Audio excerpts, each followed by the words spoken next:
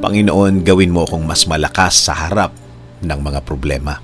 Lord, gawin mo akong mas malakas sa araw na ito. Bigyan mo ako ng malakas na faith dahil sa mga nangyayari ngayon sa aking buhay.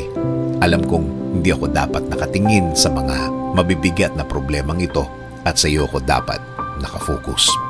Ilagay mo sa aking puso at isipan ang iyong pagmamahal at pag-aalaga.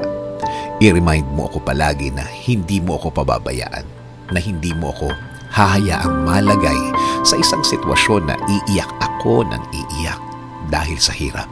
Alam kong babaguhin mo ang bawat araw ko.